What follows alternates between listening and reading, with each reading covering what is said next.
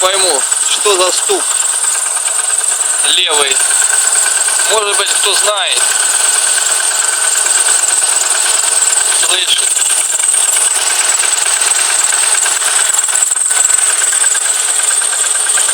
Подскажет мне, что за проблема.